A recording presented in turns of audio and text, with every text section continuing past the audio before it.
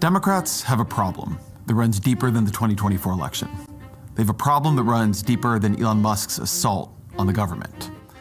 Look at the places they govern.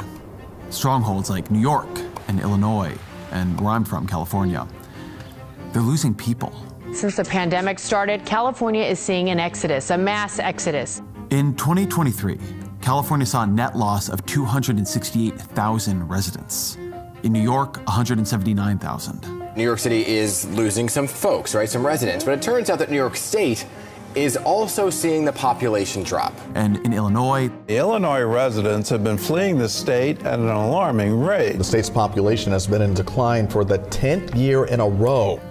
Why are all these people leaving?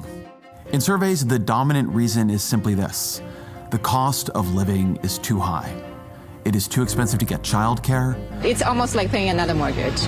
It is too expensive to buy a home. Very unrealistic to be able to put a down payment on a $2 million home with 2 kids surviving. You end up having to live too far from your work. And so they're going to places where all of that is cheaper. Every day, someone is moving to the Florida area. She got an apartment 3 times the size of the one she had in Manhattan. Plus, there's a wraparound debt. Yeah, I can definitely understand. Go get that, 4-bedroom, 3-bath house I had in Texas. Yeah. I know these families. These families are my friends.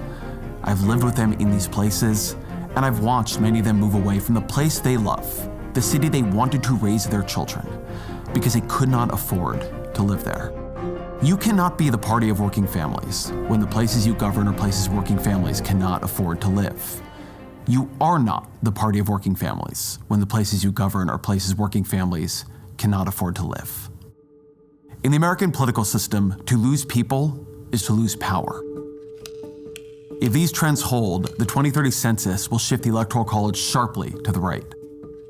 The states that Kamala Harris won in 2024 will lose House seats and Electoral College votes.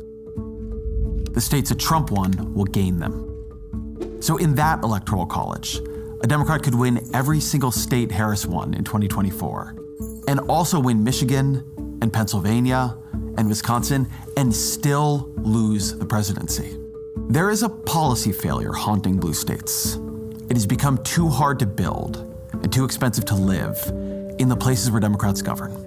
Our politics is split right now between a left that defends government even when it doesn't work and a right that wants to destroy government even when it is working.